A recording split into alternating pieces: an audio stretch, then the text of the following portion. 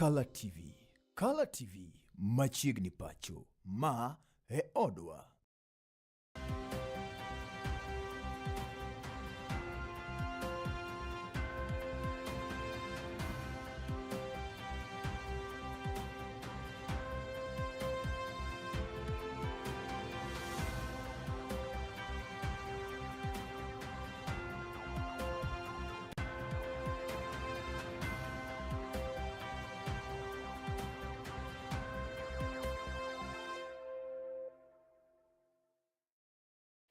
Iye namar mondo mi amosi nyadi chel kendo ni misawa kamoro moro ma intiere janeno mar Color TV omolo kanyo sa 10 ma midhiambo mana kaka nasingo ni asemolo ka indi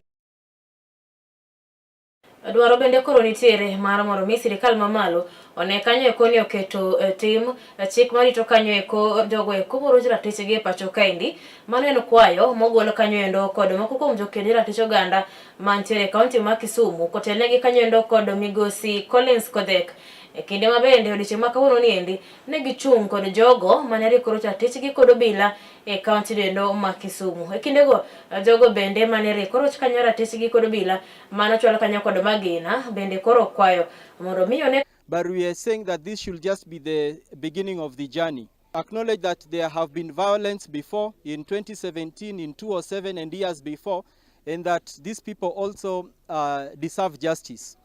We are concerned with the cases which are stuck at IPOA and in court on police abuse of power, which are not progressing. We are also concerned that the compensation by people within the country of Kenya do not get to disappear and never to be heard from again. Caleb Odhiambo.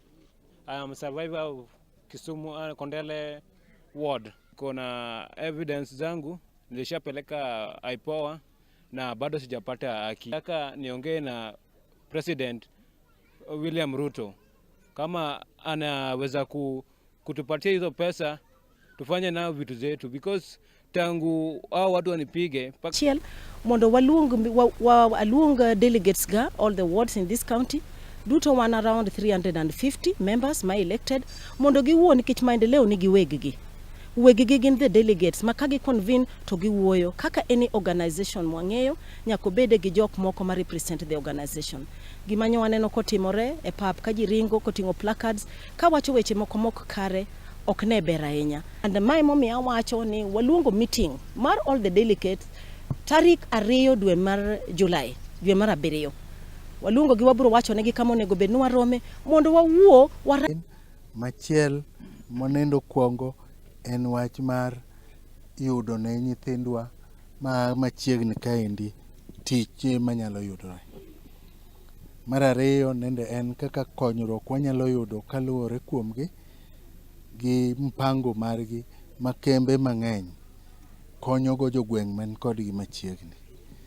Mar adek en mar land compensation ma wawacho nosebede e court, koro kanyo orumo to nyaka ne wawuogi wabi wapenjgi nikech gin emane wayalo kodgi.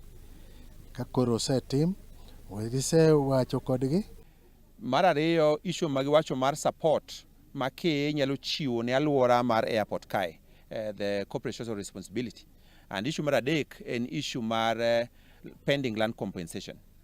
Koro wawacho ni gigi duto magiwacho wakao kendo waketo kanyakla watero ne jotelo malo. Wan gi telo mag siasa mondo ne giketo thuolo mag tije ne rowere mareno kanyo eko ni gibedo kod thuolo mar yulo kata mag dhi timo timbe moko ma ok odhi kare. The message is very brief. It is that we should talk with our children, the youth, or the Gen Z specifically, because they are the leaders of tomorrow. They are the community of tomorrow, so that they ensure that they follow the law, they do the right thing, they desist from be doing some gainful jobs to make a living. We have to be also responsible for our youths. Kwa majina naitwa Koech Mrs. Ann, na mimi ni mwanakamati wa harakati ya amani katika boda ya Siso na Nyakach. Kata mana ng'ati ma ok idwar. En gima kiwinjo kata ni otimore ne enemy mari jasiki to ok inyal gombo. Gin joma biro ma ok inyal go koko, ok inyal ringo, ok inyal alat ng'ata ng'ata. Then gin joma very organized, gin joma ochanore ma mana polise manyalo chanore kama joma oset military, joma nigi training moro mar military. Kech gin gi commander ariyo, onge oyiech molokore skat. Ochopo ot sa 10 otieno. To ka giwuok ka sa 7 giwie ni to jokuoge monjowa. Sa 8 wang'e. Koro gin gimbe giwacho ni chal ka gima nitiere ng'ato. Gimbe giwacho ni chal ka gima nitiere ng'ato. Giywakne coordination margi gi jopiny gi administration mantie ni onge coordination. Chal ka gima nitie ng'ama gone jogo simu ni bwana jogo nogona simu ni gin e area ka kara gintie area kanyo. Koro ero gisewuok, koro kanyo safe, koro dhi uru. Onge gima timore.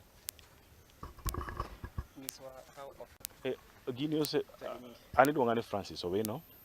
Gini osebedo katimore kuom dwe achiel. Gini osebedo katimore kuom dwe achiel. Osemonj mier mokalo 8 gi plode mokalo 3. To gima lit ahinya ni jogi wuotho gi bunde, to ka gichopo yodi to bunde ni ochikni to chikni nyathini. Na mar mondo mi amake gi kanyo janeno mar Kala TV kapari wechegi na kelo negi mane yonendo machuok. Komono kanyo sachiel ma midhiambo ibiro tudore kod nyawadwa Rogers Odhiambo kama bende obiro mi weche manyien go gikugi koyaro ni jogo motimogi kama gitimore to kod gino bende miyo gitimore. Ibiro kanyo kod Odhiambo majaber, nyinga en Tracy.